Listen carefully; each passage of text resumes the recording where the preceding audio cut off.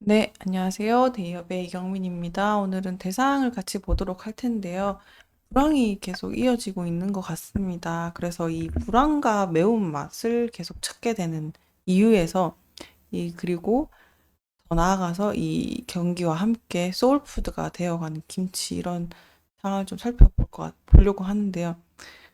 쉽게 생각하면 스트레스 받으면 매운맛을 찾게 되죠. 그 연결고리를 토하게 되면서 김치도 찾게 되고 매운맛을 찾게 되는 이 수요, 그리고 해외 매출까지 이어질 수 있는 이 상황을 요인을 하나씩 밟아가면서 전망까지 같이 한번 살펴보도록 하겠습니다. 네, 바로 기사를 보시면요. 매운맛 하면 불닭이 떠오르는데 곁들여서 김치도 있습니다. 그 두 개의 요인은 바로 이 매운맛이라는 특징 때문인데요. 이게 미국 10대 소울푸드에서 자리를 꿰찼다 이런 소식인데요.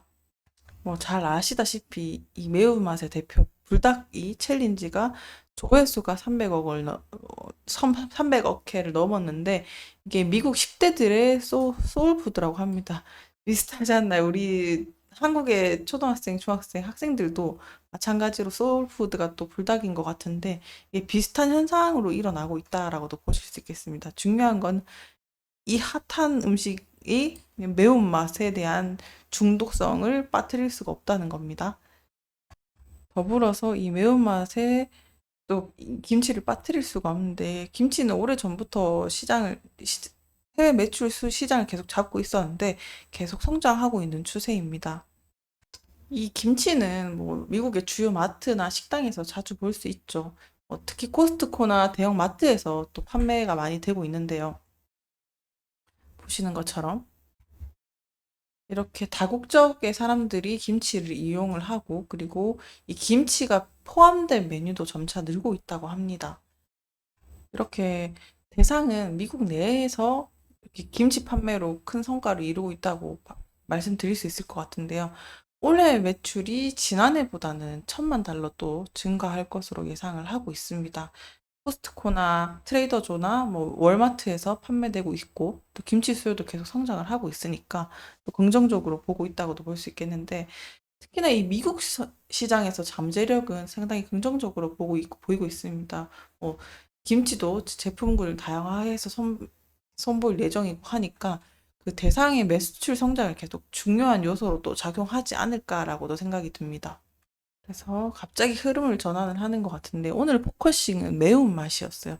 왜 이렇게 매운맛에 초점을 두게 되었냐면 결국에 수요에 대한 지속성이 중요하잖아요.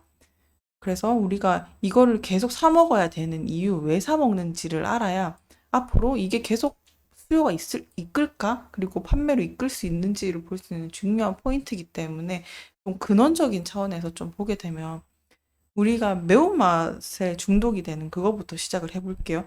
매운맛 한번 빠지면 스트레스 진짜 받으면 매운맛 생각나잖아요. 저도 막 진짜 매운 짬뽕이 그렇게 스트레스 받으면 먹고 싶더라고요. 이게 비슷한 현상 같은데 이거를 좀 과학적으로 조금 설명을 해볼게요. 이거 매운맛의 성분이 알리신이라는 게 있어요. 거기에 이제 마늘이랑 뭐 양파 이런 것들이 포함이 되어 있는데요. 이게 살균이랑 항균 작용을 해주는 거는 뭐 다 아실 거예요. 뭐 소화 촉진에도 도움 주고 뭐 이런 것들이 있겠죠.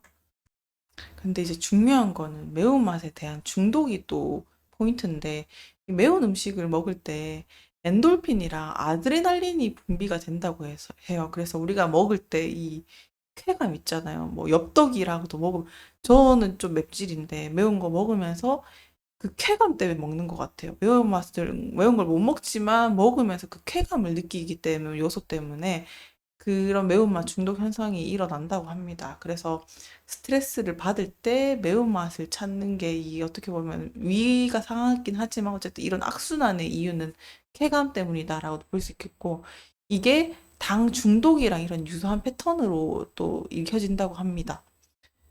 그래서 이 김치가 그 정도까지는 맵진 않지만 외국인들 관점에서 볼 때는 김치에 이 고추가 포함이 돼 있다 보니까 캡사이신처럼 이렇게 매운맛을 또 느낄 수도 있는 거죠. 그래서 이 매운맛에 대한 중독성이 김치 소비에 영향을 주고 있지 않을까라고도 생각을 해봤고 또 매운맛을 즐기는 사람들이 김치를 또 계속 한 번 맛을 보면 스트레스 받으면 또 찾게 되고 또 찾게 되고 이게 알면서 먹는 알고리즘 같아요. 그게 전국 세계 각국에 있는 사람들한테도 이 중독의 요소가 우리랑 비슷하다고 봅니다.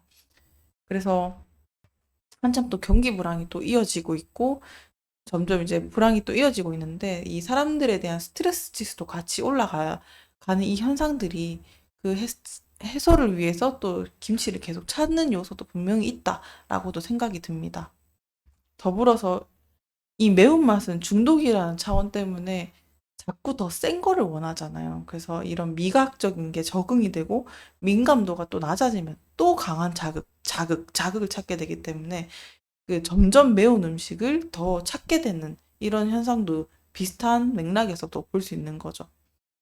그래서 이 매운맛 자체가 미국인들한테도 그리고 세계 각국에 있는 사람들한테 이런 매운맛의 미각을 자극하고 이 자극이 또 받아서 김치 수요까지 이어지는 흐름을 또 그릴 수 있겠죠. 그래서 우리가 초점을 줘야 되는 거는 이 관계성인 거예요. 불경기에 유독 맛이 잘 팔리는 이 구조적인 문제를 관계성을 보시면요. 그냥 중독적인 현상을 계속 볼 수 있을 것 같아요.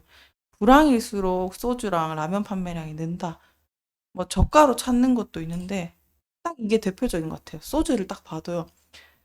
싼 값에 빨리 취하고 자극적이고 이러니까 더 취할 수밖에 없는 구조다라고도 볼 수 있겠습니다. 더불어 보시면은 매운맛 경쟁이 벌어지고 있는 이 현상 자체는 경기 불안과 또 연관이 깊다 이렇게 보실 수 있겠죠. 이게 진짜 공통적인 것 같아요. 보셔도 이게 이번 현상만 그런 게 아니에요. 90년대에서도 똑같은 패턴이었던 건데요. 그때 90년대 말에 IMF가 있었는데 그때도 경기 침체가 지속되면서 매운맛을 찾았죠. 이 인체가 원하는 구조가 그렇다는 것 같아요. 그 당시에도 매운 걸 찾았던 거는 똑같은 패턴인 것 같아요.